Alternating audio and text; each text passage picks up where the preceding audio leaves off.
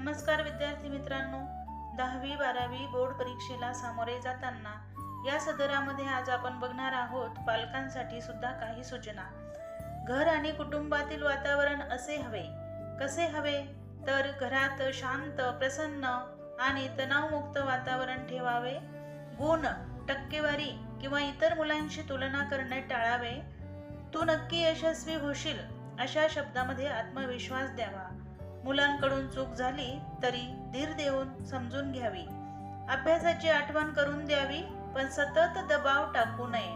मुलांनी बनवलेल्या वेळापत्रकामध्ये अडथळा येऊ नये याची काळजी घ्यावी। अभ्यासाच्या वेळेमध्ये टीव्ही, मोठा आवाज, अनावश्यक पाहुणे शक्यतो टाळावेत। या काळामध्ये पाल्यांचे बोलणे शांतपणे ऐकून घ्यावे, समजून घ्यावे। भीती, गोंधळ किंवा अपयशाची चिंता असल्यास त्यावर संवाद साधावा। राग, चिडचिड दिसल्यास ती तणावामुळे असू शकते हे सुद्धा समजून घ्यावे, त्याविषयी चर्चा करावी। सर्वात जास्त मार्क्स किंवा सर्वात जास्त मार्क्स हवेत असा अट्टहास करू नये। त्याचबरोबर आरोग्याची, आहाराची सुद्धा काळजी घ्यावी। मुलांना वेळेवर पौष्टिक आणि हलका आहार द्यावा। फास्ट फूड, जंक फूड किंवा जड पदार्थ, बाहेरचे पदार्थ कमी ठेवावेत।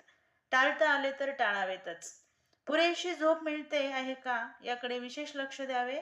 आजारपणाची लक्षणे दिसल्यास उपचार करावेत। त्यामुळे मन प्रसन्न ठेवा, आनंदी ठेवा आणि परीक्षेला सामोरे जा।